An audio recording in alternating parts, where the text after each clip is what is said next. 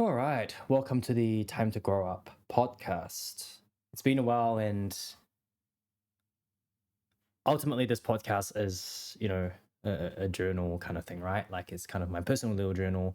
Hopefully, at some point in time, you two kids pick this up when I'm old and senile and I can't give you any more advice. At least this serves as a little bit of a compendium of advices that I would give you at different points in my life. Because I do think when you move into different stages of life, you're going to provide different advices for different people. And that's the reality. You grow up, you mature. There are going to be things in your 20s where you would advise someone to do something and you absolutely would not do now because you're a little bit older and you're a little bit wiser. But I like to kind of keep some of the mental stupidity in record form like this, just so that you two can obviously see how sometimes your dad might not always be perfect. But if you're a listener, maybe some of the advice might apply for you right now. And hopefully, if that's the case, that's great. That's great. And one of the things I want to talk about today before I go there, sometimes I'll shift there because I have notes on my screen and sometimes I do ramble. And I think rambling is fine for some podcasters, but definitely my personal experience, rambling is not something that I'm very, very good at. And the one thing I want to talk about today is bare minimums and why I personally think the advice of going harder is false.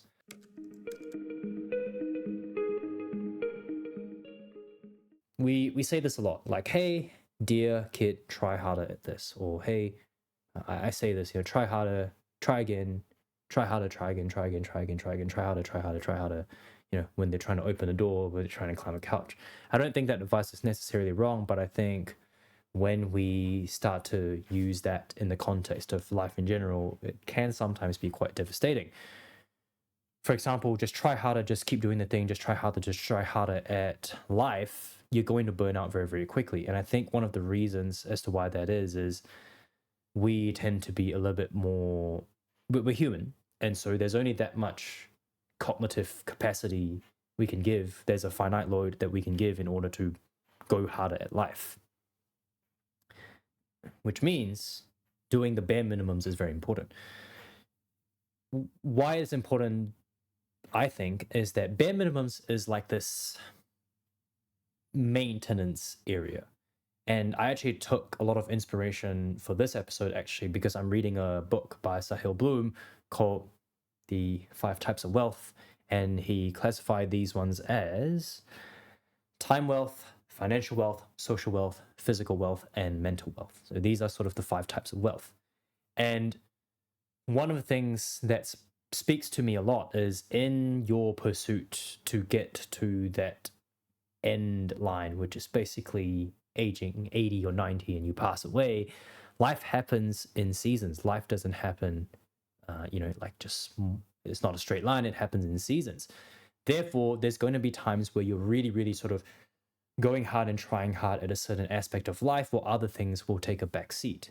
Now, the problem here is when there comes a point in time you need to transition from focusing on one area or one season in life to another, the transition is usually where people get burnt out and get stuck because they sort of feel like they need to keep going at the thing that they're already doing.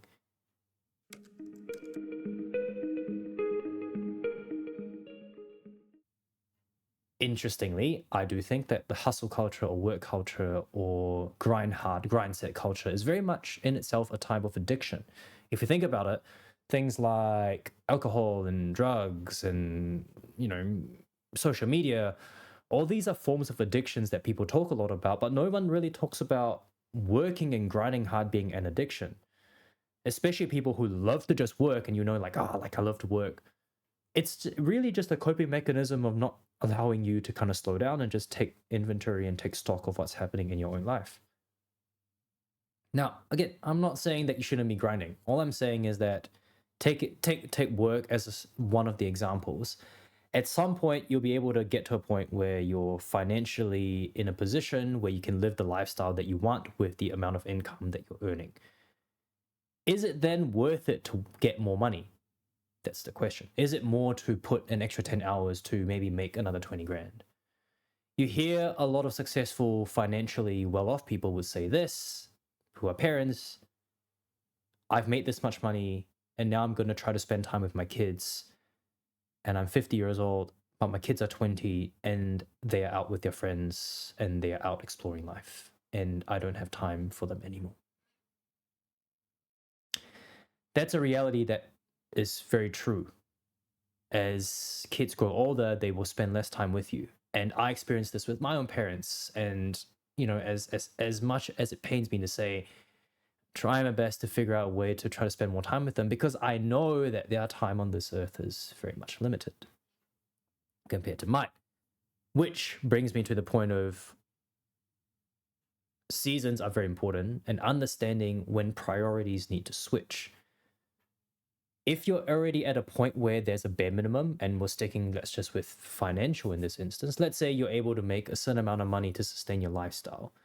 Why not just say that that is already the bare minimum, shift most of your focus into doing and improving other aspects of your life that are very important to you, but you haven't really had the chance. It's not saying that you're not going to make money and stop. It's just saying that, hey, I'm just at this bare minimum. I'm doing the thing. I'm routine. It's day in, day out. I don't need to push more. Let me push harder on other things in life which matter to me a lot more. And again, life happens in seasons, which means someone who might be in their early 20s would be, hey, push. You don't have much commitments. You're not settled down. You don't have a mortgage. You don't have kids. Push really hard. But when you're in your 30s, maybe it's making sure that you have at least set yourself up to be in a position to not make as much money, but spend more time with your kids. Maybe in your 40s, it might be that, okay, like my kids are starting to get a little bit older. I need to try to spend time to build my social stuff, friends, families, like meet old friends, because they're not going to be there with us for a long time anymore.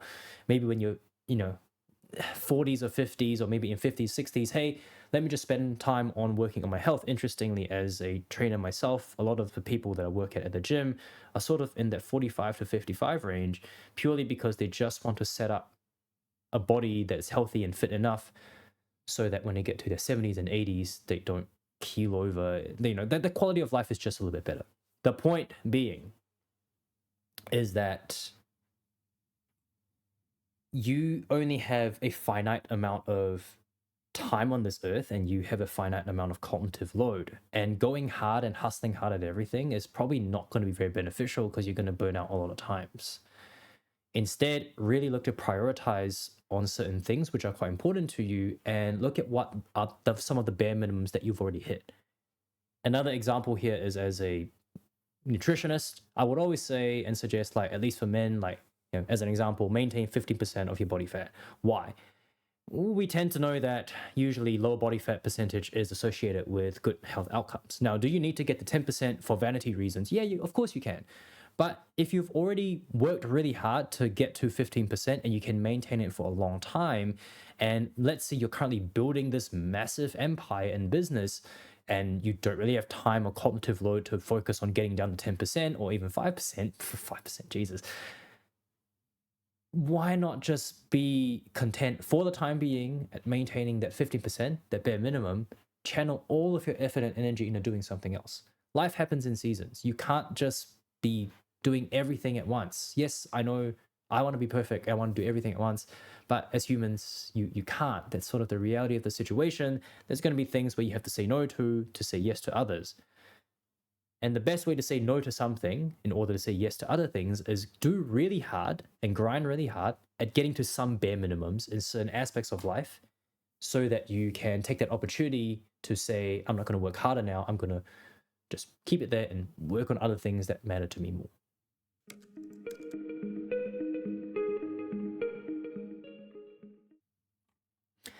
One way I tend to like to do this is like priorities, right? Ranking priorities. I know it's very cliche, it's very trite, but sometimes putting your priorities on a list is going to be quite good, because you can kind of look at that and go, okay, these things I've already done the bare minimum. I've got my health in check, I've got my financial in check. Maybe, I'm just speaking from personal experience. Like, this is not my personal. I've got my health relatively okay. Financially, could I do a bit better? Sure, of course, right? But now I'm trying to shift my focus a little bit into trying to be more creative and spend more time with my family. If I were to say I'm going to work really hard on my health and my performance and work really hard at grinding and making more money, the reality is that I can't get creative like this, and I probably won't have time to spend with my family, right? And that's something that is very important to me. And so I'm just kind of in this maintenance mode with the other two things while I'm trying to improve on other aspects. So I would suggest, like, you're going to be very different to me, and dear listener, dear viewer, but I would definitely suggest like putting a priority list and see like what is actually already like pretty good. Like, like you're already there, keep it there, work on other things that you haven't really had the opportunity on. I'm not saying to give up on things that you've already hit the bare minimum. All I'm saying is maybe invest about 20% of your effort to keep the bare minimums there, while putting the other 80% of your effort into working on things that really needs to be worked on, whatever that might be, whatever aspects of life that might be. And that's where the whole season thing comes in, right? Like there's going to be seasons where you're pushing hard on certain things, and certain things are just like there. And there's going to be times where you're going to be pushing hard on other things while certain things are just being maintained as the bare minimum. We hear this a lot again with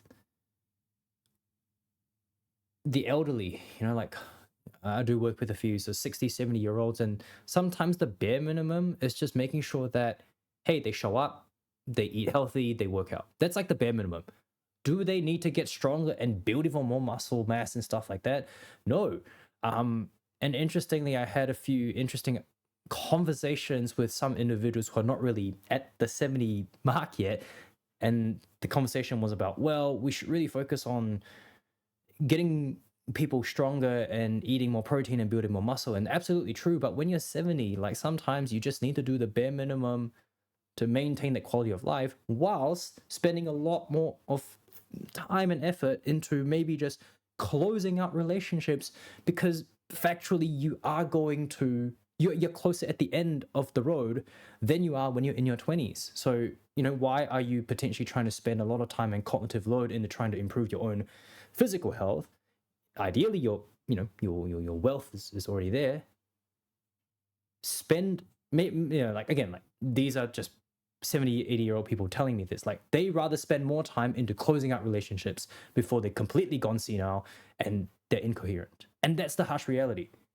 Life happens in seasons, so you don't always have to go really hard on everything. You need to go hard on some things to maintain the bare minimum and you need to go hard on some things to get to the bare minimum level. But once you get there, you just need to maintain it. You don't really have to push really hard, so that you have the cognitive space and energy to work on other things that matter to you more. Is it scary? Of course it's scary, right? But to my initial point at the start, working hard in this hustle culture, I believe, is in itself a coping mechanism. In this day and age, at least the people that are my friends and even myself, making money is very important. Like, I cannot stress this enough. Like, making money is so important. And yet, sometimes we're so engrossed in making money and using that as a coping mechanism that we're staying busy, we forget some of the more important things in life, especially in my case, being a young parent, trying to spend time with my kids and, ultimately trying to spend more time with my parents before they keel off. And that's the reality of the situation. And I have to remind myself that. And hopefully, to end this episode, I just want to remind everyone that it's okay to grind really hard. Just understanding that sometimes when you do get to that threshold, you don't always have to push for more, because there's going to be other areas in life where you can look to push for more, which you probably haven't given it much attention or love to, but it's very important to you. So I'll leave you guys with that, and I will see you in the next one.